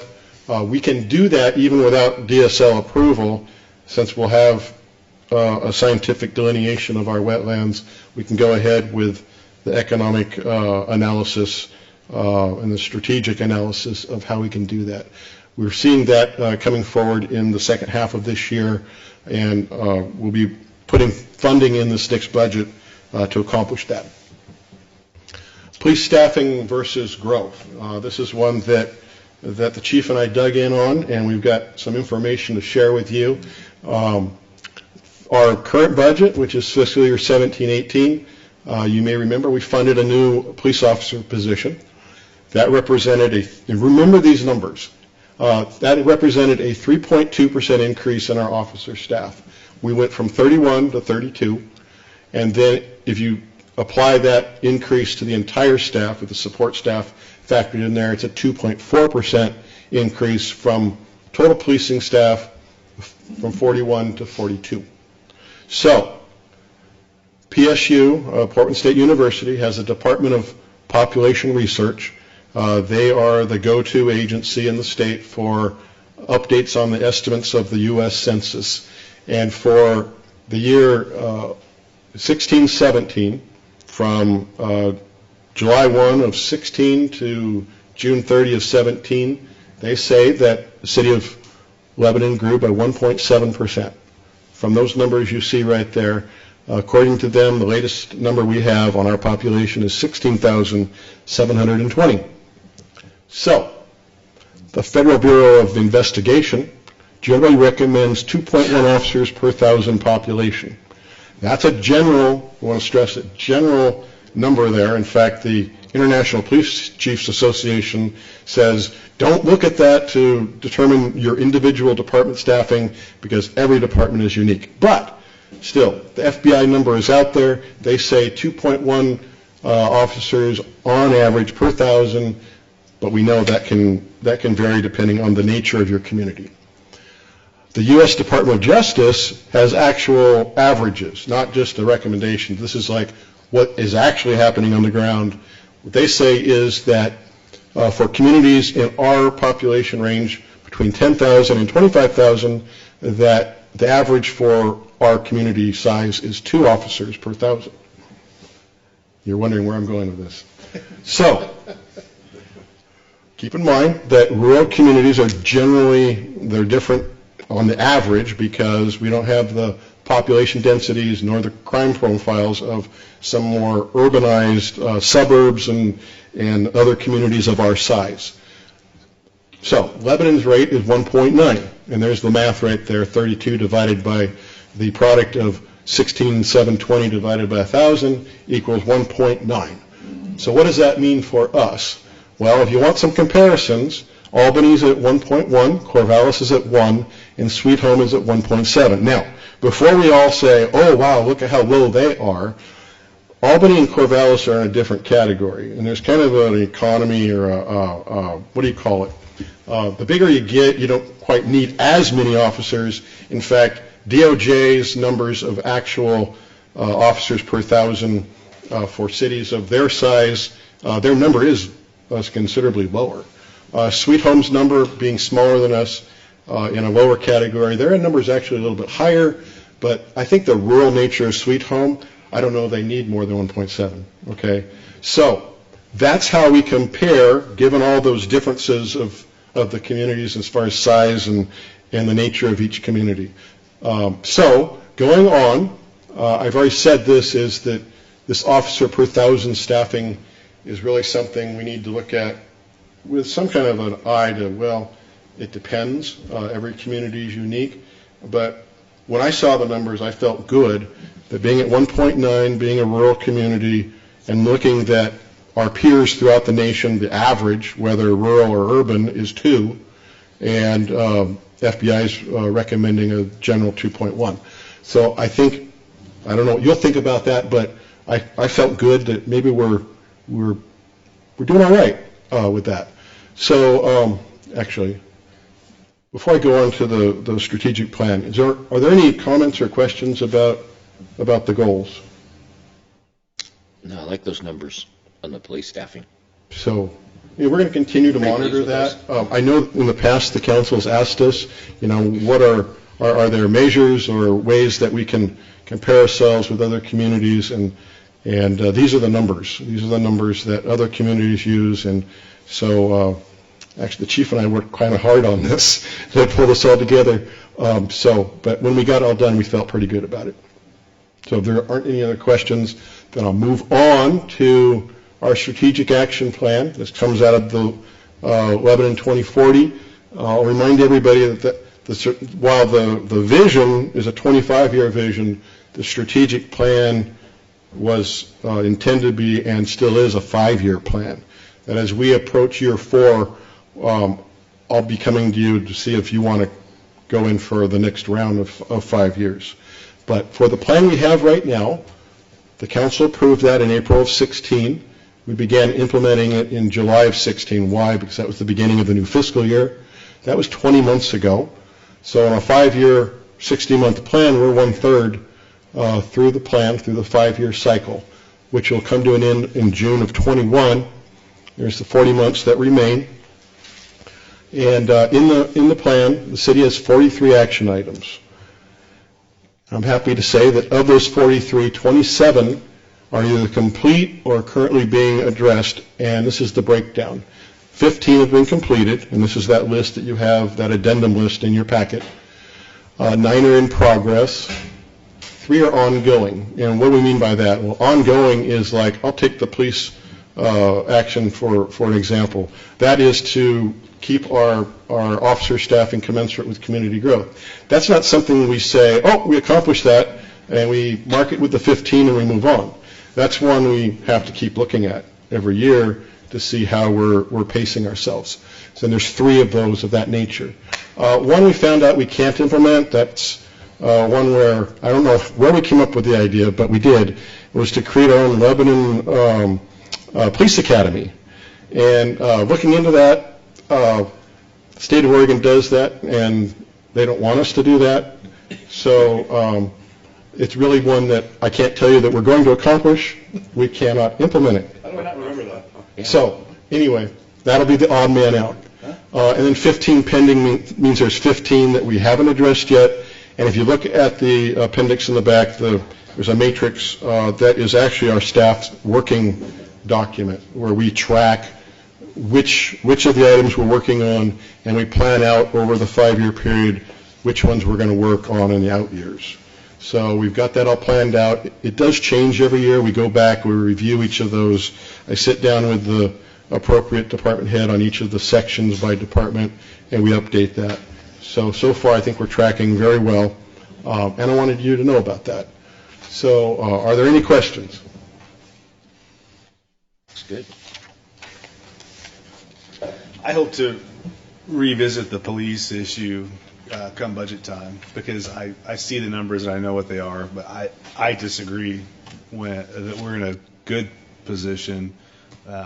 I feel that we could be in a much better position, and that's one thing that, as I think about what our officers do, one of the things that those other departments don't do is operate a jail, which requires hourly check-ins on night shift that takes cops off the beat, takes them off the street. It doesn't take into account minimum staffing and the inability to, when you have a certain number on, then you got to take one out to do this, or you got to take one out to transport here. When domestics require 2 officers, it just gets scary to me, and I don't feel as rosy about those numbers as I think maybe others do, and I'd encourage other counselors to think hard about that, because I really want to. That's been a focus point of ours for a long time, and I really don't want to just go, well, we look good. The numbers say we're good. Figures lie and liars figure, and I don't want to be on the wrong end of that. So I really want to revisit that come budget time and find a way to make that number even better. I look forward to that discussion. What I'm happy about, Councilor Bolin, is that you have the information to know that, and to be able to come to that decision for yourself, and it will facilitate us having that discussion. I think it's a very healthy discussion to have, and I look forward to it. The questions? Okay. Thank you, Gary. Thanks, guys. Next up, City Manager's report. You're up again. I'm up again. Okay. I've already told you about the Rural Opportunities Initiative grant. That's the one with the entrepreneurs. What I'd like to focus on is not my own report, but an item out of engineering. As you're aware, we've been approached a couple of meetings by a group of folks over on 5th who want to extend the school zone out there. Our engineering staff and the police have been working with those folks, and I'm proud of the work that they've been doing. And we've received some information back from ODOT. And just so that everyone is very much aware of where we are in this, I'm going to read this section that is actually authored by Ron out there in the audience. So this is what we know at this point. Staff submitted a request to ODOT to extend the school zone on 5th, south of Airport, and found out that ODOT does not conduct speed analysis on local roads. They pointed to ORS whatever, which allows a local agency to reduce residential speeds by 5 miles per hour if certain criteria can be met. The first 2 criteria can be met, which are a roadway having less than 2,000 vehicles per day and more than 85% of the vehicles travel less than 30 miles per hour. The third criteria, which is to have signage indicating pedestrians and or bike symbols, could be met if they were installed. Engineering, maintenance, and police staff would not recommend reducing the speed to 20 miles per hour, as this is likely to set a precedent and not likely to get the results of slowing motorists down. However, and this is the important part, if City Council wishes to act upon reducing the speed for this section of roadway, staff will gladly prepare an ordinance. So if you want to talk about that now, if you'd like us to bring that back at another meeting, or you just want to take it under advisement, let me know. But that's what we know at this point. I would imagine that we will be approached by the neighbors again at some point. And I did speak briefly with Wyatt King about this earlier this week, so he's aware of this. So, do you have any immediate ideas or direction on that, or is that something you'd like us to bring back to you? So the danger is that it sets a precedence, and we will be approached by everybody else in the city to reduce speed limits to 20 miles per hour. City speed limits. Yeah. All to 20 miles an hour. Yes. And Ron can correct me. He's out there. But yes, that's as I understand the work of the staff. Don't we have a city that's doing that now? All residential, 20 miles per hour? Who? Portland, City of Portland? Yeah, Portland has done it. That's what I understand. Yeah. Okay, Ron told me that. Yeah, this is a pretty big topic. This would probably be something we should come back with. And then have the community know that we're going to be talking about it so they can come and talk about it. And That's fine. So we'll prepare a staff report, and then we'll just, it'll be a time for the council to discuss and digest and maybe give us some direction. Let's do plenty of advertisement on that. Okay. And maybe not just at the next meeting, but have a communication plan out for Perhaps at a work least a month. session. Work session, it could be a work, okay. Invite the public. All right. Everyone on the same page? Okay. Okay, thank you. That's what I needed to know. The rest of my report is in the packet for you. If you had any questions about that, I'll be happy to respond at this time. Questions? Okay. Thank you, Gary. Seeing none, items from council? Go ahead. I have one. I've been contacted by some folks in town concerning feral cats, stray cats. I understand that is a topic that's been discussed around this table previously. I was not able to assist the community members effectively. I invited them. Is your microphone on? You can hear that back there? Yeah. Okay. I was not able to have success in meeting their issues. I encouraged them to speak to city staff. They indicated they had done that, but there's a gap in our compliance requirements as it deals with cats. He was familiar with that. I invited the community members to come to a council meeting to discuss the issue. They were somewhat reticent to do that, thinking that there might not be an effective resolution. I did speak with Gary about this issue and sent a note to Wayne because it's folks in our area brought the item up.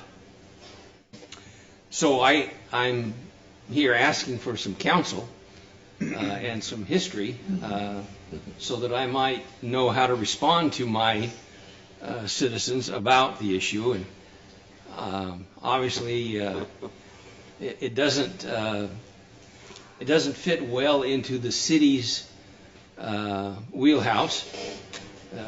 More of a county issue. All gets wrapped up into the whole shelter issue about cats and dealing with spaying and neutering and rounding up.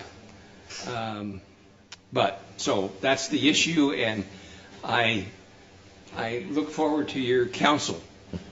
I have been to a countywide meeting from different, because it is not unique to Lebanon. It's fairly well a global issue. And there's really, because you have people that you have people on all sides. You have people that are, cats are meant to be free, and you have people that, like me, that are really angry about your cat in my yard, and you have people that feed a cat, but it's not really my cat, but you feed them, and it's a huge can of worms, and there is no that I'm aware of, no just real solid solution. There are great people and volunteer organizations that do capture and spay and then release. So there's some really great humanitarian efforts being made out there, but I don't know a legislative answer to the cat problem. It makes me crazy. There's not one. That's the last thing the city needs to do as far as legislation goes, is get involved in wrangling cats, in my opinion. This has been a problem forever, and it will be a problem forever as long as there are cats and as long as cats go and eat. So spay and neuter your pet friends and talk to your neighbors about your problems, but I just don't see the city having the resources and the manpower to do anything effective about this. I agree. We can't legislate and create something that we can't enforce. Right. And that's the problem, is that you just can't enforce that. Since I've been in Lebanon, this issue came up once with an issue of cats behind Safeway. Yes. And if I recall right, Frank, I believe the resolution there was some private individuals decided to trap the cats. I believe they had them spayed and neutered, and then they found a property owner out in the countryside who was willing to take them. And so they took the cats out there and released them out on a farm.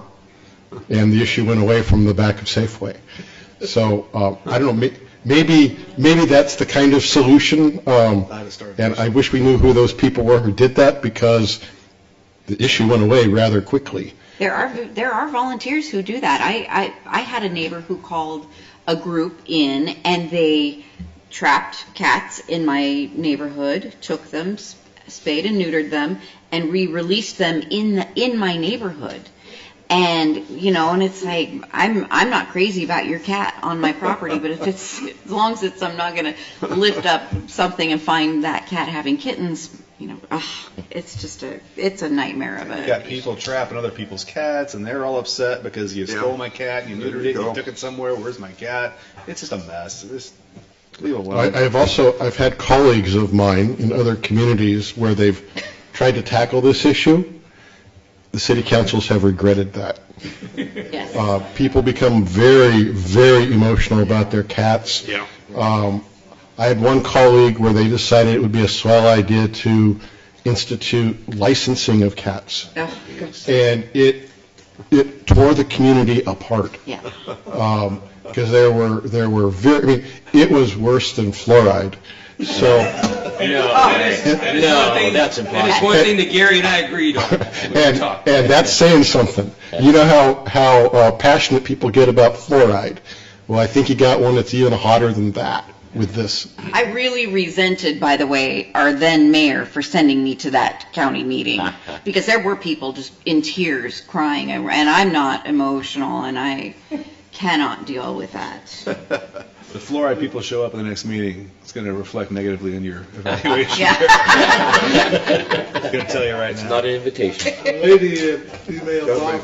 We've had enough trouble with turkeys and chickens, and now we got cats. She did email me, and I responded that I really didn't have a comment at this time, that would have to look at it to know from a council perspective. But she says, well, cities have dog catchers. Can't you have a cat catcher? Oh, God. You don't even have a dog catcher. We don't have a dog catcher. Yeah, we really don't have a dog catcher. If you do want to respond to them, I would just note that there's like the Feral Cat Association of Oregon. There's different organizations that work outside the government to do something. You could pass on those phone numbers and that information. Thank you. Okay. Anything else from council? Appreciate your wisdom.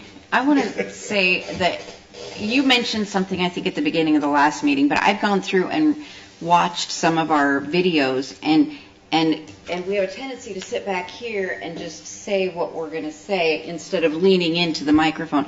And so even if the audience can hear what we're saying, it isn't picked up on the audio, and you have no idea what the counselor said. I like that.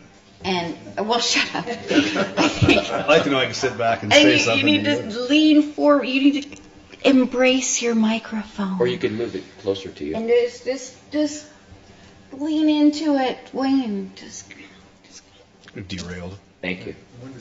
And that also helps I agree. our clerk when she's doing the minutes also, where she can't hear the minutes. So that's important. Yes. Anything else from the council? I will be absent at the work session or the next meeting. Not the feral cat session. No. Whenever that's going to be scheduled, you're not going to be here. I will not be the next meeting. No. Okay. Anything else? Okay, seeing none, we have a second opportunity for public comments. Anybody would like to speak? You want to be nice. Hi, Bill. It's Stacy. But talking about this cat bit, it's been quite a while ago. My wife was still alive. But we'd been playing tourist, and the niece was watching a place while we were gone.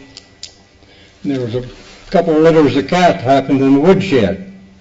And when Mother and I got home, they was probably a month or so old. So we called the dog pound, and they said, well, how old are they, blah, blah, and this and that. And Mother explained to them, and so on and so forth. They said, they're on your property, they belong to you. Well, they don't belong to us, they belong to the neighbors back there in the welfare departments.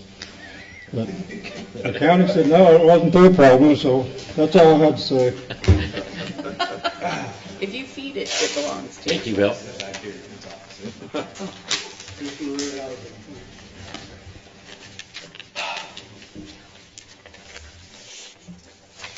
Is there anyone else that would like to address council?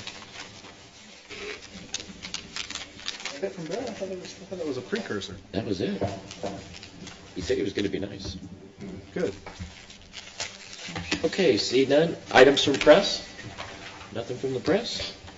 Okay, and last but not least, we've got the work session February 28th at noon, utilities update, and then March 14th is regular session, 6 p.m., and the meeting's adjourned. Wow, 8 on the dot.